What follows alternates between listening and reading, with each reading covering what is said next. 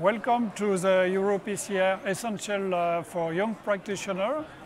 We had a session on how to start a left atrial appendage closure program, and it is my pleasure to introduce Professor David Holmes from US and Professor Hildick-Smith for UK. And my first question will be, what is really the need for left atrial appendage closure? Professor Holmes. That's a great opening question. As people begin to be involved with the field, it is a huge field. The information that's available is that 25% of all individuals over the age of 45 will develop atrial fibrillation at some point in time. And atrial fibrillation and its relationship between the dreaded complication of stroke is very, very tight.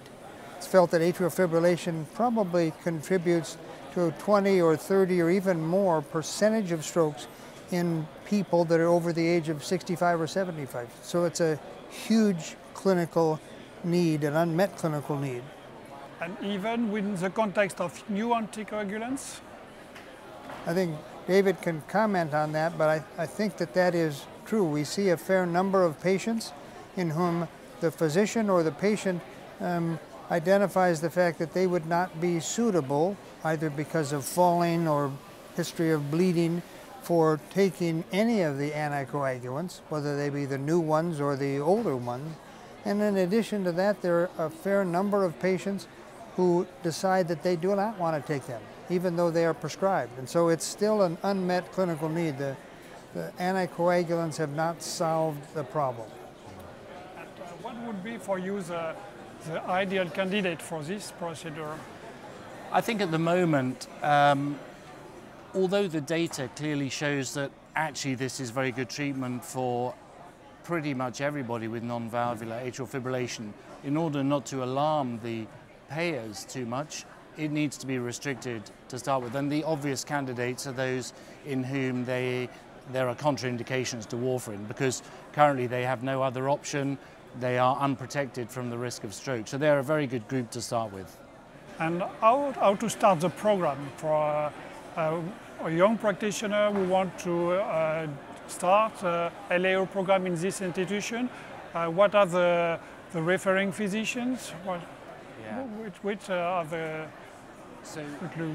So I think there are several steps that people need to do kind of simultaneously to think about starting a program. Yes, you have to try and get some people to want to refer to you. So you have to talk to maybe stroke physicians or neurologists and other cardiologists. So that's one thing. You have to maybe get the support of your colleagues in your own institution. You have to get the support of your institution itself, because obviously this will have financial implications. And you have to collaborate well with one of the companies, because you'll need to take training programs. You will need to see some cases, ideally maybe at another hospital, go and visit some cases if you haven't seen them before, and then finally have somebody come to your institution to help you do your first cases. So I think that there are a number of pieces to the puzzle that you need to do simultaneously if you're planning to start a program. And what are the most important steps for the training in your experience? That's a wonderfully important question. You will then be required by the companies that you deal with, and there are several in this space, and they will increase. There will be specific things related to patient selection. There will be specific elements related to the specific device that industry provides that you're going to have to be familiar with. You're going to have to then probably do simulation models so that you become familiar with the transeptal techniques as well as echocardiographic techniques for identifying the procedural performance of it. So there will be both technical as well as intellectual sort of pieces of information that you will have to master. And at that point in time, working with industry, then you will be prepared then to go the route, as David has talked about, to see procedures, to participate in procedures, to be proctored for procedures before you then start out. But you need to remember that this is not a single person show. There are going to be multiple people, multiple stakeholders involved in not only the procedure itself, but also in those aspects of care before the procedure for patient selection, as well as those aspects of care post-procedure in terms of the handoff to the referring physicians who will be then responsible for their care.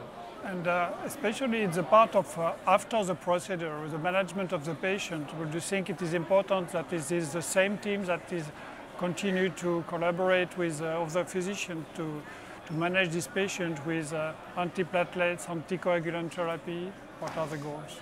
I think that differs in every country, how these things are managed. I mean, obviously the immediate post-procedural phase is managed by the interventionist, and then the question of whether the subsequent follow-up is necessarily done by the interventionist or by the referring physician, etc., will be a matter for collaboration. And certainly, as we were discussing earlier, the issue of actually what medication you give the patient is a big issue, a sort of unanswered issue at the moment with different devices as to what it's safe to give people and what you can manage without. There will be other important issues in terms of the follow-up transesophageal echo studies, which you do, and with all of the programs at the present time do, and there will have to be some way so that the patients are tracked in that regard, whether that be in your office or whether that be in the referring physician, so that the echo is done and then the results are evaluated to make sure that the device is continuing to work, to make sure that there aren't issues with it. While the issues are infrequent, that is true, they are substantial when they occur. If, for example, you were to find thrombus on a device, you then have to be able to contact the patient, decide on how you're going to approach it along with the patient and the other physicians caring for the patient. And finally, what are the results of this technique? Do we have long-term results for LAA closure in terms of reduction of hemorrhagic or stroke, or what is your feeling? Do you have enough data now for this technique? So I will start on that, and then David can also enter into the conversation. There are 2 randomized trials. We now have 5-year data that's available. The devices are associated with a dramatic reduction in hemorrhagic stroke, sort of about a 70 or 80% reduction in hemorrhagic stroke, which is the worst kind of stroke to have. The next piece of information is that the device is not only in randomized trials, but also in registry experiences have been proven to increase survival.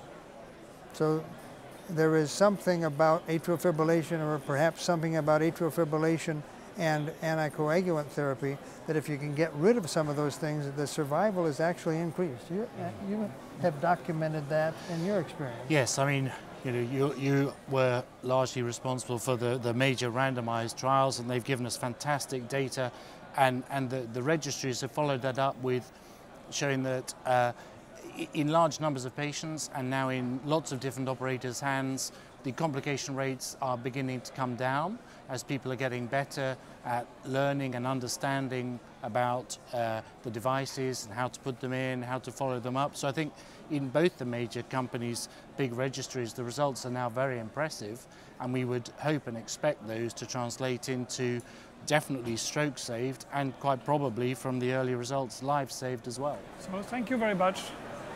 Thank you.